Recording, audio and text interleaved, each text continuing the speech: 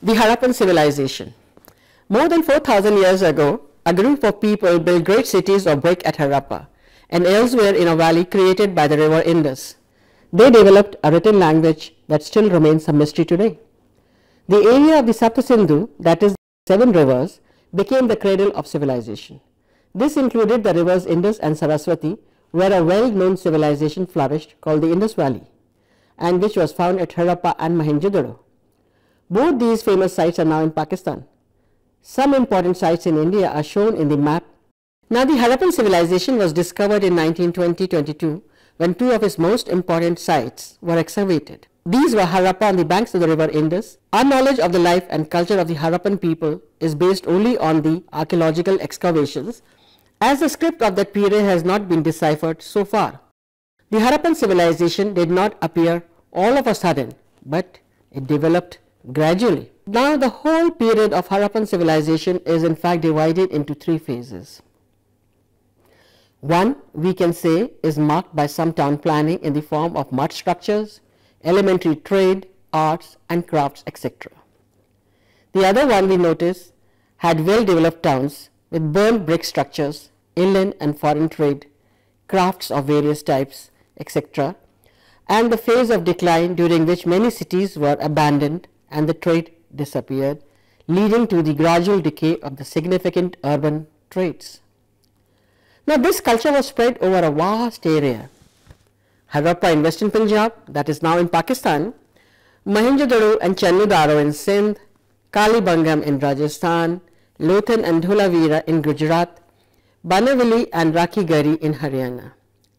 The location of settlements suggests that the Harappan Kalibangam on river Ghaggar, Hakra, generally associated with the lost river Saraswati. Now, this valley got monsoons and the Himalayan rivers for the supply of water. Due to its distinct geographical feature, agro-pastoral economy was a dominant feature in this region. Now, the most important and the most interesting urban feature of Harappan civilization is its town planning, especially the layout of the towns, streets, structures, brick size, drains, etc. The roads cut each other at right angles and were often 30 feet wide. This divided the city into large rectangular blocks, a feature not known to the other contemporary river civilizations of Mesopotamia and Egypt. The houses were built of burnt bricks and at times were 2 or more story high. The rooms were generally built around a courtyard which was rectangular in shape. The houses had private wells, kitchens and bathrooms. The differences in the size of the houses suggest that the rich lived in the larger houses, whereas the one-room buildings or barracks might have been intended for the poorer sections of the society. Some other buildings have also been discovered. Chief among them was a citadel which was constructed on a slightly higher ground. They look like public buildings and give the indication that some sort of government existed here. Now, the drainage system of the Harappans was elaborate and well laid out. Every house had drains which opened into the street drains. At Mohenjo-daro, the Great Bath is the most important structure. Water was supplied by a large well in an adjacent room.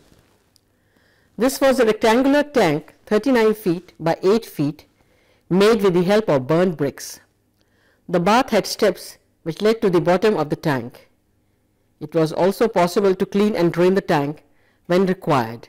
Apparently, the Great Bath was used for some religious rituals which was of great importance to the city people. There is also evidence of a granary both at Mohenjo-daro as well as at Harappa for storing surplus grain for future. Since money was not in use, the size and extent of property and power of the administrative organization of a particular place was evident from the various granaries. At another town in Lothal, a brick structure has been identified as a dockyard meant for berthing ships and handling cargo. This dockyard was connected to the Gulf of Cambay. Mohenjo-daro and Harappa are not the only sites excavated. There are many more sites, about 100 of them, in Sindh, in Punjab and in Gujarat, which reveal several special features too.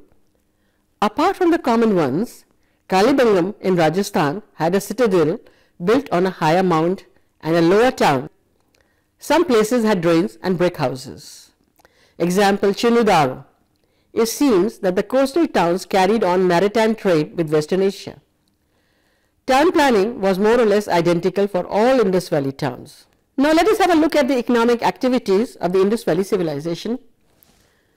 Let us start with agriculture. Agriculture was the mainstay of the people.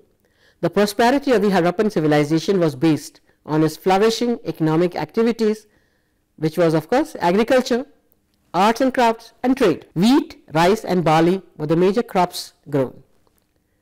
Rice was also found in Lothal and Rangpur. Even though we do not have much evidence of facilities for irrigation and ploughing, it is evident that the Indus-Saraswati people had surplus food. Mustard was used for producing oil. Domestication of animals like cows, goats, dog, buffaloes, elephants, humped cattle took place. Also hunting of animals, especially deer, was done. Fish and animal meat also formed a part of the Harappan diet. Now we will discuss industries and crafts. The Harappan people were aware of almost all the metals, including gold and silver, but not iron. A number of copper tools and weapons have also been discovered, like axes, saws, chisels, knives, spearheads and arrowheads. The most famous specimen in this regard is the bronze dancing girl figurine discovered at Mohenjo-daro. Bead making was an important craft. The Harappans thus showed their masterly skill in a variety of arts and crafts. We also have evidences of terracotta figures found in this place. They have been excavated in great numbers.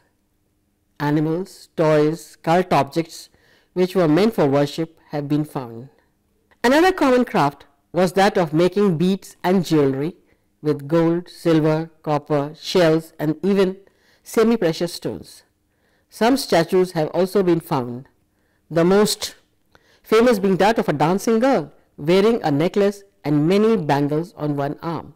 A large number of terracotta figures of males and females have also been discovered, in which the female figure outnumbers those of males and are believed to represent the worship of Mother Goddess. Wheel was used to make pottery, which was an important industry. The painted designs consist of horizontal lines of varied thickness. Leaf patterns, palm and peepal trees, birds, fishes and animals are also depicted on potteries. A well-known piece of art of the Harappan period is a stone sculpture of a bearded man discovered at Mohenjo-daro. Now, trading network, both internal, that is within the country, and external, that means outside the country, was a significant feature of the urban economy of the Harappans. They were engaged in external trade with Mesopotamia, as seals have been discovered there. In fact, certain artifacts have also been found at states in Iraq and northern Afghanistan. We do not have much evidence of trade links with Western Asia, though we know that Mesopotamia carried on trade in that area. A large variety of copper tools have also been found, though the Indus Valley people continue to make tools of stone. At Mohenjo-daro, we have come across metal tools like flat axes, knives, spears, etc. Copper was found and used in abundance at this time. Techniques of working on copper like hammering and casting, etc. were also known. Gold and silver was used for making ornaments. Seals. More than 2,000 seals have been discovered from different sites. These were generally square in shape and were made of steatite. It is noteworthy that while the seals depict a number of animals, there is no representation of horses on these. It has led many people to believe that horse was not known. Inscriptions have also been found on them, but the writing has not been deciphered as yet. As a result, our information on Indus Valley civilization is limited and restricted to excavations alone. Efforts, of course, are on to decipher the script. The most famous of the seals is the one with the horned male deity represented on it. He has 3 heads and is sitting in a yogic posture surrounded by 4 animals, that is an elephant, a tiger, a rhinoceros and a buffalo.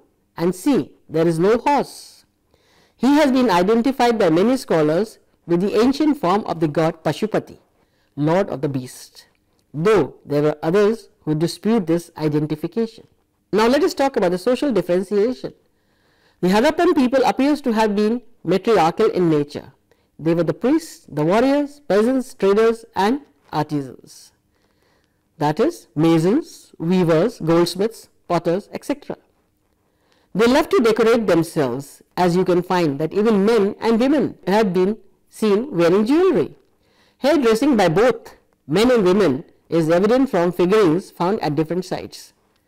The people were also fond of ornaments.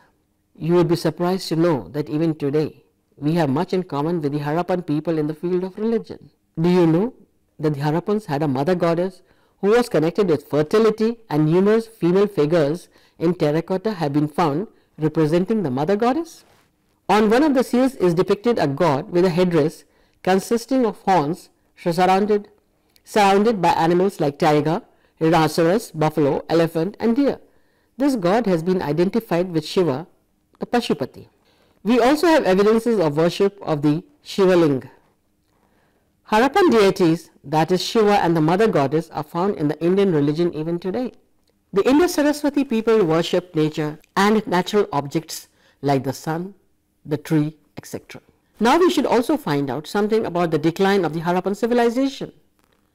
Why and how did the Harappan civilization decline? It is believed that the Harappan civilization lasted from about 2300 BC to 1500 BC. Some scholars are of the opinion that the causes of its destruction were continuous flooding of the river Indus. The rivers kept changing their course, which weakened the towns, and the ever-increasing population was thus forced to move further away. It is also believed that this civilization may have declined because of famine. Though there is not much evidence to prove this, it is clear that something drastic like earthquakes or some epidemics must have taken place, which brought to an end this flourishing civilization. Aryan invasion theory is also put forward as a cause for the decline. According to this, the Harappan civilization was destroyed by the Aryans who came to India from northwest around 1500 BC. However, on the basis of closer and critical analysis of data, this view is completely negated today. Now let us see the relationship with the Aryans. Many historians believe that the Aryans came from outside and are different from the Indus Valley people. But now it is increasingly being thought that the Aryans were not invaders from Central Asia who established the civilization after destroying the original inhabitants. Rather, they were the original inhabitants of the Indian subcontinent. This is evident from the remains that are being excavated from different parts of northwest India. The archaeologists now tend to believe that the Indus Valley people and the Vedic people were not of two different civilizations, but their existence needs to be viewed as one. This they have inferred on the basis of remains found at the various sites located in the Indian subcontinent, particularly the one at Kunal and Rakhigadi, which happens to be the biggest site till date. Thank you. Hindustan के हर कोने में नौजवानों के पास प्रतिभा है, उन्हें अवसर चाहिए। NIOS देता रहा है युवाओं को अवसर आगे बढ़ने का। NIOS से पढ़ने वाले इन युवाओं ने किया है संस्थान को गौरवान्वित। दिव्यांगों ने बन के दिखाया है सबल और आत्मनिर्भर। NIOS के साथ आप भी जुड़िए NIOS के संग।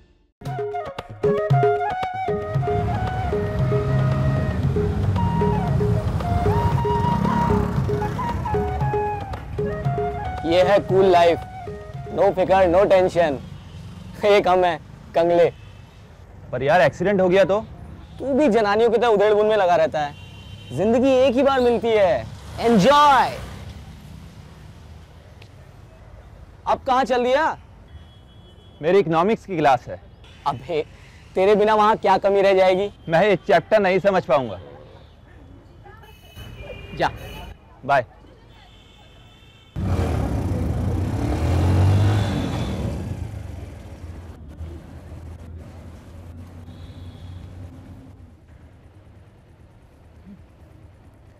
और बगला भगत।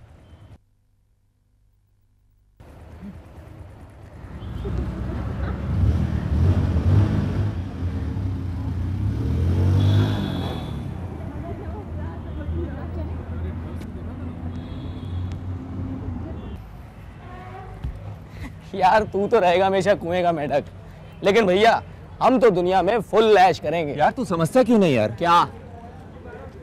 अक्ल मुझे भी है, मुझे पता है कि हमें नौकरियां करनी होंगी। आज तक जिंदगी पढ़ते पढ़ते गुजर गई, 2 साल बाद सर पे नौकरी की तलवार टंगी होगी और हम कौन सा लाट कलेक्टर बन जाएंगे? बस गुजारे लायक तनख्वाह होगी। इस दुनिया में इतनी मौज है, मस्ती है, ऐश है, उसमें हमारा हिस्सा कहाँ है? क्या?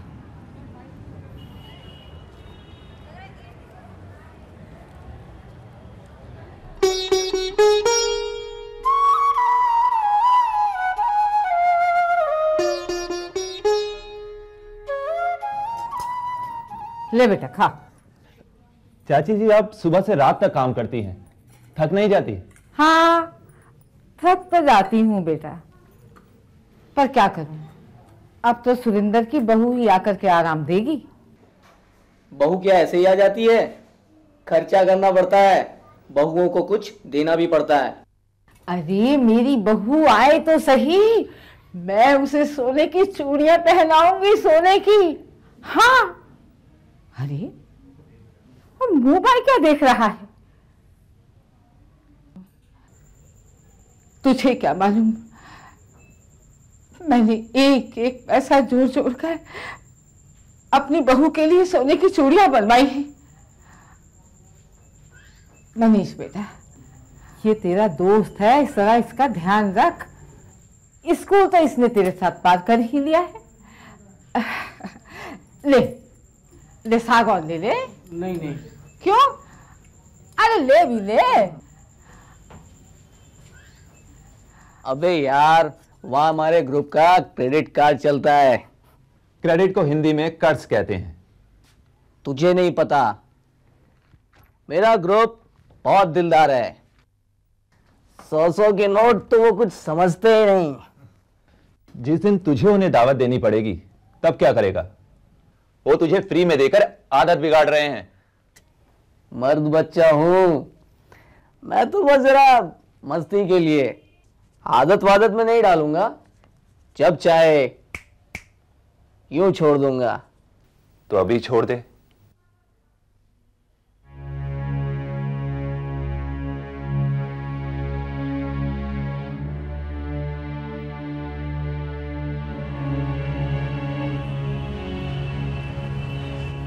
क्या हुआ? मना कर गया।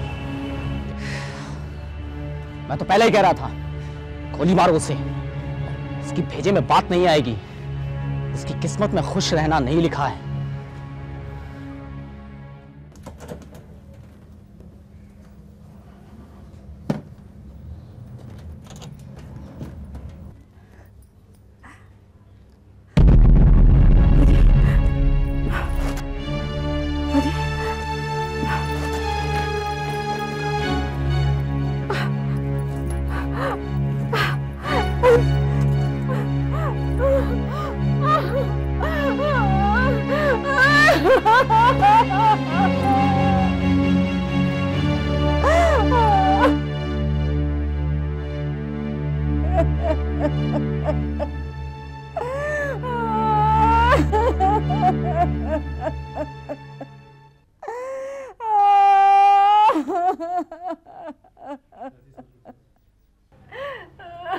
चाची जी सब्र कीजिए, सब ठीक हो जाएगा।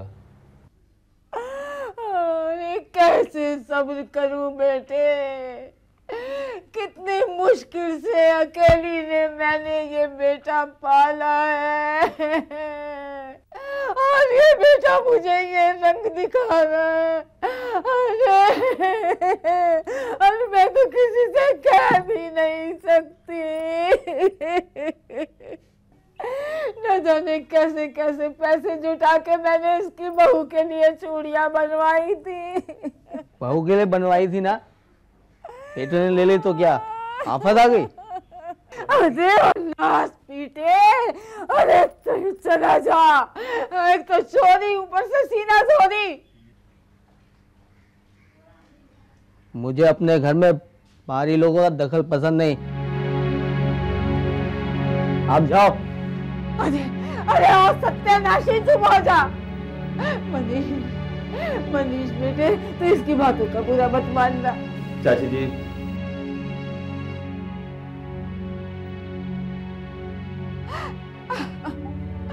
बहुत बुरा किया तूने, तूने बहुत बुरा किया। डॉक्टर साहब, मेरे बच्चों को बचा लीजिए। आप थोड़ा सब्र रखिए, चिंता ना करिए, हम अपनी तरफ से पूरी कोशिश करेंगे। सुरेंद्र, हम आपको 15 दिन के लिए इस सेंटर पे रखेंगे। दवाइयों एवं बातचीत द्वारा हम आपका इलाज करेंगे, पर एक बात का ध्यान रखना होगा, दवाइयों से इस आदत से छुटकारा नहीं मिल सकता। इसके लिए आपको अपना आत्मविश्वास बढ़ाना होगा, और अगर इस आदत को छोड़ने की तुम मन में ठान लो तो दुनिया की कोई ताकत आपको रोक नहीं सकती। इस बात को हमेशा ध्यान रखना।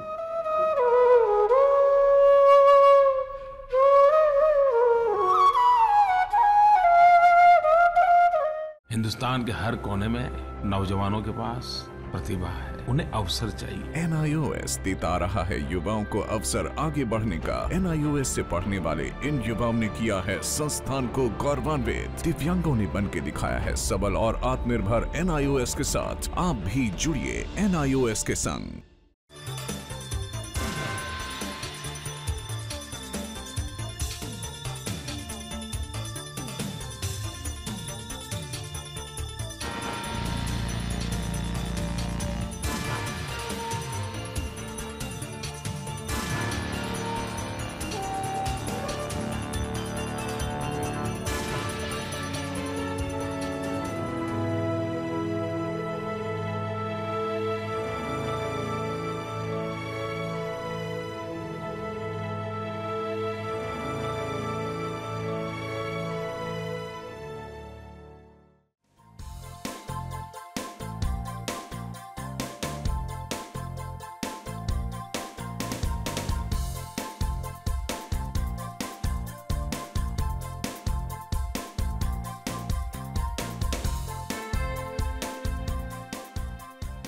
घर बैठे पाएं राष्ट्रीय मुक्त विद्यालय शिक्षा संस्थान यानी NIOS में एडमिशन, वो भी एकदम आसान तरीके से, जिससे शिक्षार्थियों को होगी समय और धन दोनों की बचत। NIOS से शिक्षा कभी भी कहीं भी। शिक्षार्थियों, क्या आप जानते हैं NIOS में एडमिशन लेने का सरल और सुगम तरीका, जिससे शिक्षार्थियों को ऑनलाइन प्रवेश लेने में सहूलियत मिलती है। NIOS में प्रवेश की प्रक्रिया पूर्णतया ऑनलाइन है। शिक्षार्थी घर बैठे इंटरनेट द्वारा प्रवेश के लिए सबसे पहले NIOS की वेबसाइट www.nios.ac.in पर लॉगिन करें। अपना ईमेल आईडी और पासवर्ड डालकर अपना पंजीकरण करें। पंजीकरण के बाद लॉगिन करने पर ऑनलाइन प्रवेश हेतु आवेदन पत्र खुलेगा। आवेदन पत्र को निर्देशानुसार भरें और प्रिंट आउट लें।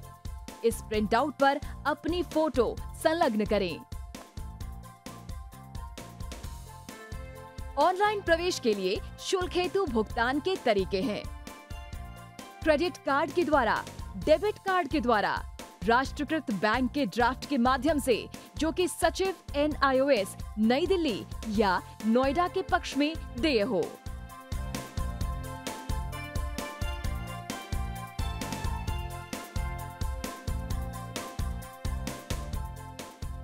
भरे हुए आवेदन पत्र के साथ साथ डिमांड ड्राफ्ट और संलग्न किए जाने वाले दस्तावेज हैं: जन्म रजिस्ट्रार के जिला कार्यालय से जारी जन्म प्रमाण पत्र की सत्यापित प्रति, जिसमें जन्म तिथि अंकित हो, पिछले विद्यालय से प्राप्त विद्यालय छोड़ने का प्रमाण पत्र, जिसमें आवेदक की जन्म तिथि लिखी हो।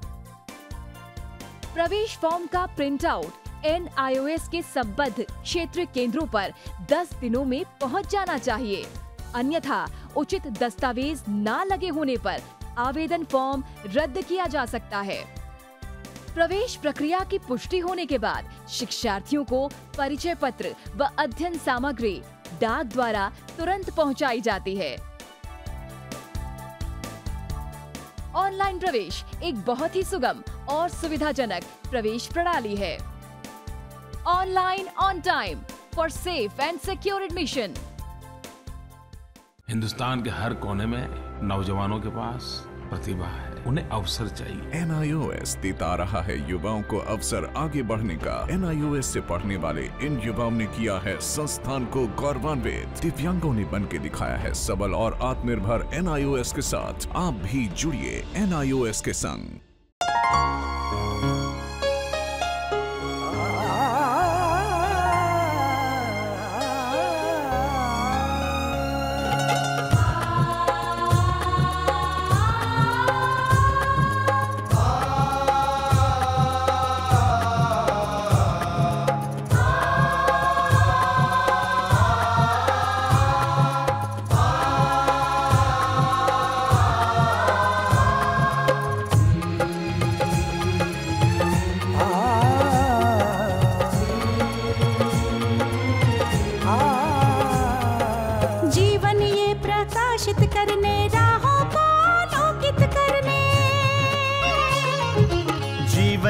प्रकाशित करने राहों को आलोकित करने, हम अपना दीपक स्वयं बने, हम अपना रास्ता स्वयं चुने। हम अपना दीपक स्वयं बने, हम अपना रास्ता स्वयं चुने। जीवन ये प्रकाशित करने राहों को आलोकित करने।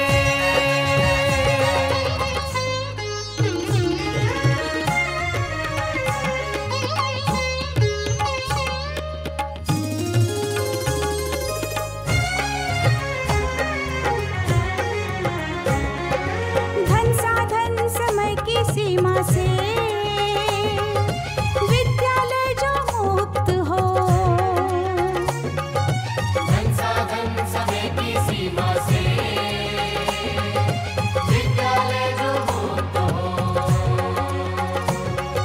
कभी पढ़े हम कहीं पढ़े वे विषय की लोच से युक्त हो। कभी पढ़े हम कहीं पढ़े वे विषय की लोच से युक्त हो। मित्रों हम उठे और जागे, मंजिल आने की ध्वनि सुने। हम अपना दीपक स्वयं बने, हम अपना जीवन ये प्रकाशित करने राहों को आलोकित करने।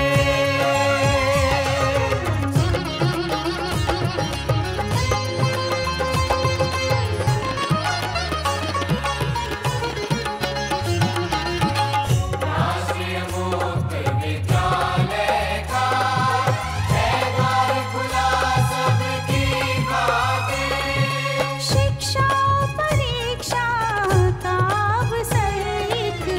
बार ही क्यों मिलता फिर। शिक्षा और परीक्षा का अवसर एक बार ही क्यों मिलता फिर।